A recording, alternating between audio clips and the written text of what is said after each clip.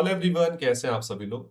आज हमारे सामने जो क्वेश्चन है, आप इसे अगर ध्यान से देखेंगे तो आप लोग देख पाएंगे इसका जो सेकंड पार्ट है वो देखने में ही थोड़ा सा परेशान करने वाला है कि इंटीग्रेशन आ गया है ना। साथ में साइन थीटा मौजूद है, साथ में आर अपने पास लिमिट जो है इन्फिनिटी पर जा रही है।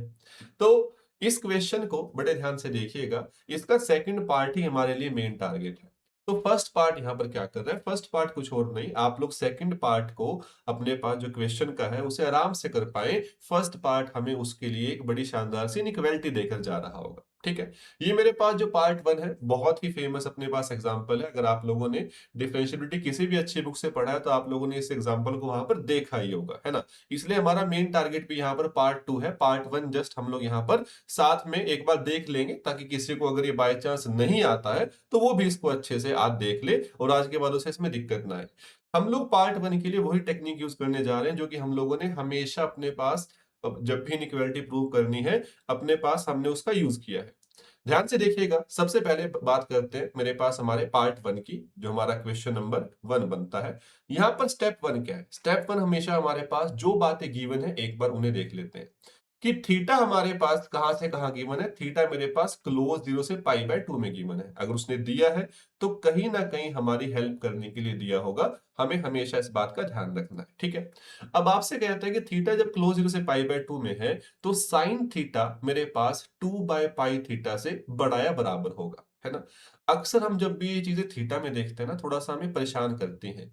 अगर आप लोगों को थोड़ा सा, है ना, देखने में अच्छा लगे तो क्यों ना मैं इसे x बना दूं कि x मेरे पास जब भी क्लोज जीरो से पाई बाय टू में आएगा तो जो साइन x मेरे पास है वो टू बाय पाई एक्स से बड़ा या बराबर रहेगा। ये हमें शो करना है, ये हमारा एम है और ये हमें गिवन है ना। हम लोग क्या करेंगे, स्टेप टू में सबसे पहला काम हमारा यही रहने वाला है कि एक फंक्शन डिफाइन कर लेते हैं। स्टेप टू, हम लोग एक फंक्शन बना ले रहे हैं जिसका नाम है, मान लीजिए फाई ऑफ एक्स, और वो कुछ और नहीं, हमारे पास जो इनइक्वालिटी प्रूफ करनी है वहां पर जो दो फंक्शन दिए गए हैं उन दोनों का डिफरेंस हमारे पास है sine x minus two by pi x. अब यहां पर आप एक बात ऑब्जर्व कीजिएगा, थीटा कहां पर है हमारा, जीरो से पाई बाय टू में, यानी एक्स मेरे पास कहां से है, जीरो से पाई बाय टू में। अगर आप यहां पर फाई ऑफ जीरो निकाल रहे हैं तो फाई ऑफ जीरो क्या बनेगा, phi of zero sine zero minus zero यानी जीरो बन रहा है। अगर आप phi of pi by two निकाल रहे हैं तो sine pi by two one minus two by pi into pi by two वो भी वन, यानी ये वन माइनस वन जीरो बन जाएगा। यानी फाई फंक्शन एक ऐसा फंक्शन है जो जीरो पर जीरो देता है और साथ में पाई बाय टू पर भी मेरे पास आउटपुट जीरो आ रहा है। बड़े काम की ऑब्जर्व करने वाली चीज। अब हमारे पास साइन एक्स डिफरेंशिएबल, टू पाई अपने पास टू बाय पाई एक्स मेरे पास डिफरेंशिएबल। तो डेरिवेटिव लेते हैं और देखते हैं हमारे पास हम क्या डेरिवेटिव से कुछ बात निकाल पाएंगे। फाई डैश एक्स, अब जैसे ही आपने फाई डैश एक्स निकाला तो मेरे पास बन गया cos x minus two by पाई। अब आप जानते हैं कि मेरे पास अगर x क्लोज जीरो से पाई बाय टू में है तो कोस x क्लोज जीरो से वन में होगा, है ना। बट अब मैं ये नहीं कह सकता कि मेरे पास फाई डैश एक्स हमेशा पॉजिटिव रहेगा या हमेशा नेगेटिव रहेगा, क्योंकि टू बाय पाई आप जानते हैं पाई मेरे पास 3.14 के आसपास है ना। इरेशनल नंबर होता है तो अप्रोक्सीमेट वैल्यू क्या है, 3.14। अब टू बाय पाई जीरो से वन के बीच में आएगा, बात सही है। यानी मेरे पास जो कोस एक्स है जीरो से पाई बाय टू में अपने पास कुछ हिस्से में टू बाय पाई से बड़ा रहेगा और कुछ हिस्से में टू बाय पाई से छोटा रहेगा। यानी फाई डैश एक्स का क्लोज जीरो से पाई बाय टू में या अपने पास ओपन जीरो से पाई बाय टू में सेम साइन रहे, हम ऐसा नहीं कह सकते। तो अब हम क्या यूज करें यहां पे, है ना। यहां तक की बात तो हमें समझ में आती है, ध्यान से देखिएगा। अगर आप इसी बात को थोड़ा सा एक और नजरिए से देखने की कोशिश करें तो आप पाएंगे कि अगर कोस एक्स भाई साहब मेरे पास मैं देखना चाहूं जीरो से पाई बाय टू में अपने पास कैसे रहते हैं, ये मेरे पास ऐसे जीरो पे वन और मेरे पास पाई बाय टू पे ये जीरो बन जाता है, हाँ या ना। जब मैं बात कर रहा हूं टू बाय पाई की तो टू बाय पाई मेरे पास जीरो से वन के बीच का एक नंबर है। तो अगर मैं y is equal to two by pi बनाता हूं तो ये मेरे पास ऐसा बन जाएगा। और हमारे पास ये ऐसा पॉइंट आएगा अल्फा जिस पर ये एक दूसरे को कट कर रहे होंगे, यानी कि आप कह सकते हैं कि ये बेसिकली अल्फा एक ऐसा पॉइंट है जिस पे कोस अल्फा निकालें तो वो टू बाय पाई बन रहा होगा। ये हमारे पास है y is equal to two by pi, है ना। अब यहां पर एक बात ऑब्जर्व करना, कि मेरे पास जब मैं अल्फा से छोटे नंबर देखता हूं यानी 0 से अल्फा में जो कोस एक्स है वो 2/π से बड़ा रहता है। यानी कि क्या मैं ये कह सकता हूं, ध्यान से देखिएगा, कि फाइव डैश एक्स मेरे पास जो आता है ये फाइव डैश एक्स मेरे पास 0 से बड़ा आता है जब एक्स मेरे पास आ रहा है 0 से अल्फा में, हाँ या ना? और अपने पास जब हम लोग अल्फा से आगे जाएंगे तो आपका जो कोस एक्स है आउटपुट 2/π से कम दे रहा है, यानी फाइव डैश एक्स मेरे पास लेस देन 0 आ रहा है जब आपका एक्स आ रहा है अल्फा से π/2 में। यानी हमें एक बात नजर आई कि मेरे पास है ना, जो मेरा ये फंक्शन है फाइव डैश एक्स, ये साइन चेंज कर रहा है अल्फा पे। या आप इसे ऐसे समझ सकते हैं कि मेरे पास अगर फाइव डैश एक्स मेरे पास पॉजिटिव है 0 से अल्फा में, तो आपका जो फाइव फंक्शन है वो स्ट्रिक्टली इंक्रीजिंग आएगा 0 से अल्फा में। देन मेरे पास वो डिक्रीज कर रहा होगा, कहां पर डिक्रीज कर रहा होगा, मेरे पास अल्फा से π/2 में। और डेरिवेटिव का साइन कैसे चेंज हो रहा है, डेरिवेटिव पॉजिटिव से नेगेटिव हो रहा है, यानी मेरे पास अल्फा पे आप लोगों को लोकल मैक्सिमा मिल रहा होगा। बट वो सारी बातें हमारे काम की नहीं है। ध्यान से देखिएगा, अगर मैं फाइव ऑफ एक्स फंक्शन को समझना चाहूं तो क्या मैं यहां से एक अंदाजा लगा पा रहा हूं? ध्यान से देखिएगा कि आप लोगों के पास जो गिवन इंफॉर्मेशन है वो कहती है कि फाइव ऑफ जीरो ये जीरो आएगा, फाइव ऑफ π/2 मेरे पास जीरो आ रहा होगा, है ना? ये दोनों वैल्यू मेरे पास जीरो आने वाली है। और आपके पास जो फाइव फंक्शन है 0 से अल्फा में इंक्रीज करता है, देन मेरे पास अल्फा से π/2 में डिक्रीज करता है। तो क्या आप देख पा रहे हैं कि मेरे पास आपका जो ये फाइव ऑफ एक्स फंक्शन आ रहा है ये हमेशा 0 से तो बड़ा या बराबर रहने वाला है क्लोज 0 से π/2 में, हाँ या ना? क्या बात नजर आई सभी लोगों को कि मेरे पास, मुझे एक बात यहां से समझ आई कि जब जब मेरा x रहने वाला है क्लोज 0 से π/2 में, तो आपका जो फाइव ऑफ एक्स फंक्शन है वो नॉन नेगेटिव रहने वाला है और every X in close 0 to π/2। और मेरे पास है क्या ये function, sin x minus 2/πx, which means sin x is greater than equal to 2/πx जब मेरे पास x कहां से आए, x मेरे पास आ रहा हो क्लोज 0 से π/2 में। और अब आप अगर क्वेश्चन के फॉर्मेट में देखना चाहते हैं तो आप देख पाएंगे कि अगर आप x की जगह थीटा रख देते हैं, कोई हमारे पास दिक्कत की वाली बात नहीं, साइन थीटा मेरे पास बड़ा या बराबर आएगा 2/π थीटा से। पहली बात यहां पर खत्म होती है, ठीक है। अब बात है मेरे पास हमारे सेकंड पार्ट की, और ये काफी इंटरेस्टिंग है, देखना क्यों इंटरेस्टिंग है। जैसे मेरे पास इस तरीके से है ना लिमिट आ जाए, इंटीग्रेशन आ जाए, तो कई बच्चे ऐसे क्वेश्चन को देखकर ही घबरा जाते हैं, है ना? तो पहली बात, हमें इसे देखकर नहीं घबराना है, अपना पेन उठाकर हमेशा चीजों को लिखना शुरू करना है। मैथमेटिक्स में ये हैबिट आप लोगों के पास होनी चाहिए कि आप लोगों को जो चीजें आती हैं क्वेश्चन में पहले उन्हें लगाना शुरू करें, है ना? अगर वो फिर भी नहीं होता है, फिर फटाफट समझदारी दिखाएं, छोड़ के अपने पास एग्जाम में आगे बढ़े। ये क्वेश्चन हमारे पास अगर बात की जाए किसी भी पीएचडी एंट्रेंस एग्जाम के लिए इंपॉर्टेंट है ना? क्योंकि हमारे पास सब्जेक्टिव क्वेश्चन जहां पर भी आते हैं वहां पर अपने आप में कि बहुत शानदार क्वेश्चन बन रहा होगा। क्योंकि अगर क्वेश्चन सीधा इसी फॉर्म में पूछा जाए तो ये सोच पाना कई बार कठिन हो जाएगा, है ना? वहां बैठकर अगर वो आपको हिंट देना चाहता है तो दो पार्ट में पूछेगा कि पहले आपको ये पार्ट वन बनाकर देगा, फिर पार्ट टू। अगर वो चाहता है कि नहीं ये भी आप खुद से सोचे पार्ट वन वाली बात, तो ये अपने आप में एक चैलेंजिंग क्वेश्चन बन जाएगा। अब पार्ट टू में हमारे पास क्या बात कही गई है कि limit r tends to infinity r की पावर लैम्डा, ये मेरे पास ये जो लिमिट अपने पास आएगी ये जीरो आ रही होगी। चलिए क्वेश्चन नंबर टू की शुरुआत करते हैं। मुझे उम्मीद है कि आप लोगों को क्वेश्चन नंबर वन अच्छे से क्लियर हो गया होगा। कोई डाउट हो तो आप मुझे कमेंट सेक्शन में बता सकते हैं, है ना? और साथ में मैं रिकमेंड करूंगा एक बार सभी लोगों को कि आप लोगों के पास ये जो आपका पार्ट टू है एक बार अपना, है ना, जहां तक हमने सीखा है वहां तक अपने पास चीजों को समझकर अच्छे से पार्ट टू को ट्राई कीजिएगा खुद से, है ना? अब मैं बात कर रहा हूं कि आपको यहाँ पे लिमिट दी गई है, कुछ limit r tends to infinity r to the power lambda. अब मेरे पास यहाँ पर ये जो इंटीग्रल है ये तो बेसिकली मेरे पास थीटा में है, तो क्यों ना मैं पहले इसे एक बार देख लूं।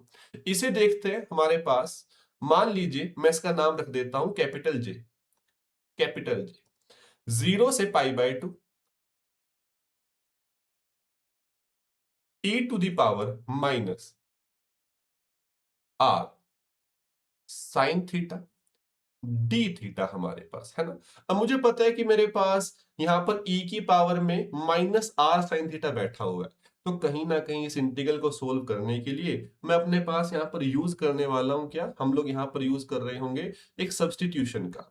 तो j को बेसिकली लिखते हुए एक r यहाँ पर और ले लेते हैं, हालांकि अगर आप इसे अगले आने वाले स्टेप्स में लेकर जाएं तब भी ये अपने को क्लिक कर जाएगा, बट अभी से लेकर चलेंगे तो चीजें थोड़ी सी हमें अपने पास सीक्वेंस में आती हुई नजर आएंगी। ध्यान से देखिएगा फायदा क्या हुआ। हमारे पास मैं जानता हूं कि अगर थीटा 0 से पाई बाय 2 में हम लोग लेकर चल रहे हैं तो साइन थीटा भाई साहब जो आते हैं ये 2 बाय पाई थीटा से बड़े या बराबर आते हैं। अगर साइन थीटा मेरे पास 2 बाय पाई थीटा से बड़ा या बराबर है तो आर साइन थीटा मेरे पास है ना, दोनों साइड आर मल्टीप्लाई कर दीजिए, है ना, हमारा एक स्टेप बच जाएगा। आर साइन थीटा मेरे पास 2 बाय पाई आर थीटा से मेरे पास बड़ा या बराबर आएगा। अगर मैं एक्सपोनेंशियल फंक्शन के बारे में बात करूं, मेरे पास एक्सपोनेंशियल फंक्शन एक इंक्रीजिंग फंक्शन है, तो e to the power r sine theta हमारे पास e to the power 2 by pi r theta से बड़ा या बराबर आएगा। अब हमारे पास अगर मैं इसका रेसिप्रोकल ले लेता हूं तो आप देख पाएंगे 1 by e to the power r sine theta, दोनों साइड मेरे पास जो टर्म्स थी वो अपने पास पॉजिटिव टर्म्स है, तो ये मेरे पास less than equal to 1 by e to the power 2 by pi r theta, यानी ये मेरे पास ई टू द पावर अपने पास आप कह सकते हो माइनस में ट्वाइस ऑफ आर थीटा, और इस पूरे के अपने पास डिनोमिनेटर में ये मेरे पास पाई बन गया। यानी मुझे एक बात नजर आई कि आपका जो जे है ना वो और कुछ नहीं, इंटीग्रेशन 0 से पाई बाय 2 हमारे पास e to the power minus r sine theta r d theta जो हमने बनाया है, ये लेस देन इक्वल टू आने वाला है। हम इसकी जगह क्या रखने वाले हैं, ये वैल्यू, इसलिए मेरे पास हम लोग क्या कह रहे हैं कि ये लेस देन इक्वल टू आएगा इंटीग्रेशन 0 से पाई बाय 2, है ना, e to the power minus 2 r theta by pi r d theta, है ना। ये हमने थोड़ा सिंप्लीफाई कर लिया इनइक्वालिटी का यूज करके, जो हमारा पार्ट 1 था उसका यूज यहां पर हुआ। अब यहां पर एक बात देखने वाली बनती है कि क्यों ना हम लोग इस minus 2 r theta by pi को टी पुट कर दे, है ना, सब्स्टिट्यूशन हमारे पास आ गया, minus 2 r theta by pi को टी पुट कर देते हैं, यानी मेरे पास क्या बनेगा, डी टी कुछ और नहीं minus twice of r by pi d theta बन जाएगा। और डी थीटा मेरे पास निकालना चाहें या आर डी थीटा, है ना, हमने आर इंट्रोड्यूस कर लिया था, आप देख पा रहे होंगे कि अगर आपने आर यहां पर नहीं भी लिखा होता, है ना, मान लो नहीं भी हमारे पास लिखा होता तब भी मेरे पास आर यहां से आ जाता, है ना। हमारे पास फिर उस केस में क्या बनता, d theta is equal to pi d t divided by minus 2 r, but हमने थोड़ी समझदारी दिखाई तो हम लोग यहाँ पर आर डी थीटा को सीधा लिख पाएंगे, ये minus pi by 2 D T मेरे पास बन गया। यानी मेरे पास जो जे था वो अब लेस देन इक्वल टू क्या आएगा, इंटीग्रेशन 0 से अपने पास पाई बाय 2। अब जब थीटा 0 था तो टी 0 बन जाएगा, जब थीटा मेरे पास पाई बाय 2 आएगा तो टी मेरे पास माइनस आर बन जाएगा, कोई दिक्कत वाली बात नहीं। हमारे पास e टू द पावर में जो भी था हमने उसे टी पुट कर दिया है, कोई दिक्कत वाली बात नहीं। और आर डी थीटा मेरे पास क्या बना है, आर डी थीटा मेरे पास कुछ और नहीं minus pi by 2 D T बना है। आप इस इंटीग्रेशन को देख पाएंगे बनता हुआ minus pi by 2 e to the power t था, तो ये मेरे पास e to the power minus r minus e to the power 0 यानी 1 बन जाएगा। यानी ये हमारे पास जो j है ये less than equal to pi by 2 into 1 minus 1 by e to the power r आने वाला है। r को हमें इन्फिनिटी के पास लेकर जाना है, आप देख पाएंगे क्वेश्चन में जो लिमिट गिवन है, तो r मेरे पास यहाँ पर पॉजिटिव लेकर हम लोग चल रहे होंगे, और अगर r मेरे पास पॉजिटिव है तो e to the power r मेरे पास जो आ रहा है ना, ये 1 by e to the power r, ये मेरे पास 1 से छोटा आ रहा होगा, यानी आप कह सकते हैं this j is less than equal to pi by 2 हमारे पास हमेशा। यानी हमारे पास यहां से इनइक्वालिटी आई j is less than equal to pi by 2। अब आपको याद आएगा कि आपको जो एक्चुअल में इंटीग्रल चाहिए वहां पर वो r मौजूद नहीं है जो आप लोगों ने अपने इस j में कंप्यूट करने के लिए यूज कर लिया, है ना, ये r। अब इस इंटीग्रेशन में इस r का कोई रोल है ही नहीं, d थीटा है ना, थीटा है वेरिएबल, तो r को बाहर निकाल लो, यानी मेरे पास j, अगर मैं ध्यान से देखूं, लेस देन इक्वल टू π/2 है, तो j/r अगर मैं निकालता हूं, ये लेस देन इक्वल टू π/2 है, यानी कि आपका जो इंटीग्रेशन है ना, ये 0 से π/2 e to the power minus r sine theta d theta, आपने ये निकाल लिया कि ये लेस देन इक्वल टू π/2 आता है ना। अगर आप इसे j की फॉर्म में रखेंगे तो ज्यादा बेटर रहेगा, बट फिर भी एक बार देखने के लिए कि आपको कभी अगर बाय चांस किसी क्वेश्चन में यही बात पूछ लें कि आपके पास यहाँ पर ये जो 0 से π/2 e to the power minus r sine theta d theta, ये इंटीग्रेशन बनता है, ये लेस देन इक्वल टू π/2 आएगा हमेशा। अपने आप में ये भी एक क्वेश्चन बन सकता है, बट हमें तो लिमिट निकालनी है, लिमिट निकालनी है, कोई बात नहीं। अब मुझे एक बात नजर आई यहां से कि अगर मैं यहां तक पहुंच पा रहा हूं कि j/r पे मैं यहां पे इनइक्वालिटी देख पा रहा हूं कि j/r मेरे पास लेस देन इक्वल टू यहां पर π/2 रहने वाला है, बट हमने एक छोटी सी गलती की, यहां पर r से डिवाइड किया, यहां पर r से डिवाइड नहीं किया, तो मेरे पास यहां पर मैं देख पा रहा हूं ये π/2r बन जाएगा, यानी ये π/2r से छोटा है, बराबर रहेगा, r पे डिपेंड कर रहा होगा, ठीक। अब हमारे पास जो एक्चुअल में लिमिट निकालने को कहा गया है, तो मुझे एक बात चमकी कि अगर मैं r to the power lambda into j/r को देखता हूं, मेरे पास j में एक्सपोनेंशियल फंक्शन है, यानी सबके सब नॉन नेगेटिव रहने वाले हैं, r हम पॉजिटिव लेके चल ही रही हैं, यानी r to the power lambda into j/r ये हमेशा 0 से बड़ा या बराबर रहने वाला है, हाँ या ना। हमारे पास मैं जानता हूं कि j/r पे हम लोगों ने इसका अपर बाउंड निकाल लिया है कि j/r ये जो है हमेशा π/2r से छोटा या बराबर रहता है ना, π/2r, ये पाई डिवाइडेड बाय 2r। अब हमारे पास अगर मैं इस इनइक्वालिटी का यूज यहां पर करूं, r to the power lambda, ठीक है, π/2r, ये क्या बना, r to the power lambda -1 into π/2 मेरे पास। एक बार ध्यान से देखना कि हमें जब लिमिट निकालने को कहा गया है तो लैम्डा पे कोई कंडीशन गिवन है, कौन सी, if lambda is less than 1, अगर लैम्डा मेरे पास लेस देन 1 है तो क्या आप लोग देख पाएंगे कि इसको मैं लिख पाऊंगा π/2 r raise to power 1 minus lambda, हाँ या ना। और आपके पास r अगर इन्फिनिटी पर गया और अगर लैम्डा मेरे पास लेस देन 1 है, यानी कि 1 माइनस लैम्डा मेरे पास पॉजिटिव आ रहा है, अगर r इन्फिनिटी पर गया, आप इस पूरी इनइक्वालिटी में r को इन्फिनिटी के पास लेकर जाएंगे तो आप पाएंगे ये जाएगा 0 पर, लेफ्ट हैंड साइड में तो है ही 0, यानी ये तो जाएगा ही 0 पर। बाय यूजिंग स्क्वीज थ्योरम और sandwich theorem, by using sandwich theorem, हमारे पास ये जो बीच में बैठा हुआ फंक्शन है, limit r tends to infinity r to the power lambda into j/r, ये क्या बना था j/r, 0 से π/2 है ना, e to the power minus r sine theta, r d theta हमने बनाया था j, अगर डिवाइड कर दिया है r से तो मेरे पास ये बन गया है क्या, अपने पास r हट जाएगा यहां से, और ये लिमिट निकल कर आई कितनी, ये मेरे पास बनी 0।